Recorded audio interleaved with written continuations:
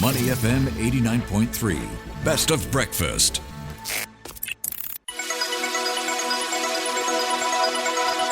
The U.S. Market Update with Money FM 89.3. Welcome to the U.S. Markets Wrap. I'm Willie Keng. Stocks fell Tuesday as fresh economic data led to a spike in Treasury yields and raised questions about the possibility of a Federal Reserve rate cuts later this year. The S&P 500 dipped 0.9% to 5,900 points. The Dow Jones Industrial Average lost nearly 0.4% to 42,500 points. And meanwhile, the Nasdaq Composite slid 1.6% to 19,500 points. Data released by the Institute for Supply Management reflected faster than expected growth in the U.S. services sector in December last year, adding to concerns about stickier inflation. Mega-cap tech stocks were dragged on the broader index, with Meta Platforms and Apple each shared more than 1%. Chip giant Nvidia fell more than 5.5% after hitting a record. The company earlier said it will unveil new chips for desktop and laptop PCs that use the same Blackwell architecture. Now, for more insights on markets, we are joined by chartered market technician Mark Newton, Managing Director and Global Head of Technical Strategy at Fundstrat Global Advisors. Welcome to the show, Mark. Thank you very much. It's nice to be here, and Happy New Year to all listeners. Happy New Year. Now, speaking of second week into the new year, Mark, I just want to get your thoughts here. What's driving this optimism for the market's earlier strength? Well, I would argue it's a little bit of the opposite. Honestly, the pessimism surrounding the potential for a reigniting of inflation with rates spiking has resulted in stocks falling over the last few weeks. And honestly, if you look over the last month, the S&P has been down a little bit around 2%, but it's been a much steeper sell-off when you take technology out of the picture. And at least half of the eco-weighted ETFs have fallen over 5% in 1 month. So it's honestly been a very interesting and unusual holiday period that's now taken us into the new year, which has gone really anything but expected for most investors. So, my view is that we are getting closer to a time when interest rates and also the U.S. dollar will start to peak out. And I view this as being really just a short-term consolidation only as part of an existing uptrend for U.S. equities.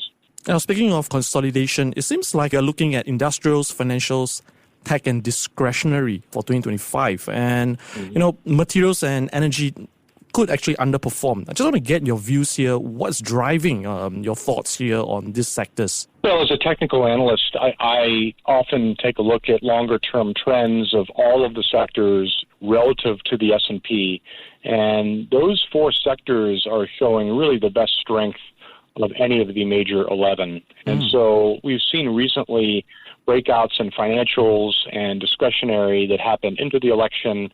And since then, the pullbacks in all of these sectors really has not been too extreme. So those are all very attractive. Meanwhile, commodities could very well be under pressure, this year only because the U.S. dollar continues to churn higher. And so my view is that materials is going to prove to be a very difficult spot. And honestly, energy also, I think, could come under pressure, even though it is benefiting from a mean reversion bounce to start up the new year. Now, moving forward, the Fed has also mentioned that they are potentially delaying rate cuts this year, and we are seeing the 10-year Treasury yield up nearly 6 basis points at 4.67%.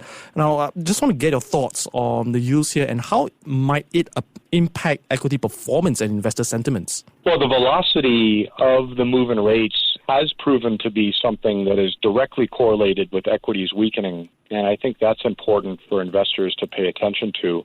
The narrative seems to be that President-elect Trump's policies will cause a rise in inflation. And I'm not sure that I agree with that necessarily. That has become more consensus. But we've also seen economic data beat expectations over the last couple months. And so that has directly coincided with rates also ticking higher.